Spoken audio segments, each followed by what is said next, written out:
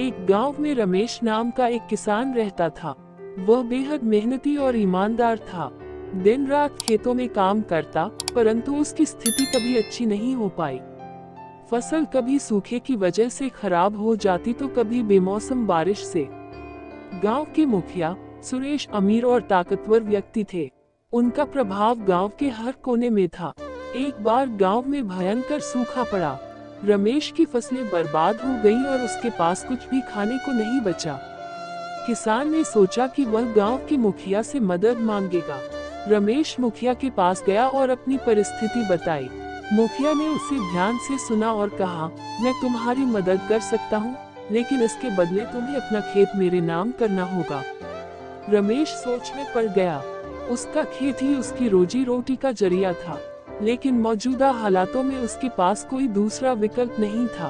मजबूरी में उसने अपना खेत मुखिया को देने का निर्णय लिया और बदले में मुखिया ने उसे थोड़ी सी सहायता दी। कुछ महीने बीत गए। रमेश ने किसी तरह से गुजारा किया, लेकिन अब उसके पास अपनी जमीन नहीं थी। वह और भी गरीब हो गया। इधर मुखिया ने उसकी जमीन पर कब्जा कर लिया और उसे अपने लिए काम करने को मजबूर कर दिया। रमेश को अब खुद की जमीन पर मजदूर की तरह काम करना पड़ता था। एक दिन गांव में एक नया अधिकारी आया। उसने गांव के लोगों से उनकी समस्याओं के बारे में पूछा। रमेश ने भी अपनी पीड़ा अधिकारी को बताई। अधिकारी ने मुखिया की गतिविधियों की जांच की और पाया कि मुखिया ने धोखे से बहुत से किसानों की जमीन हड़प ली थी। अधिकारी ने मुखिया से सख्ती से पूछताछ की और जमीनें किसानों को लौटाने का आदेश दिया। रमेश को उसका खेत वापस मिला।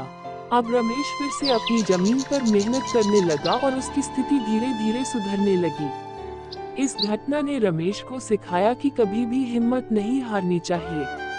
कठिन समय भले ही आता है, लेकिन ईमानदारी और मेहनत से हर समस्या का समाधान होता है। मुखिया की ताकत और दौलत स्थायी नहीं थी, लेकिन किसान की मेहनत और सच्चाई ने उसे जीत दिलाई। इस कहानी से यह सीख मिलती है कि किसी भी कठिनाई के सामने ईमानदारी और धैर्य से काम लेना चाहिए। सही समय पर न्याय मिलता ही है।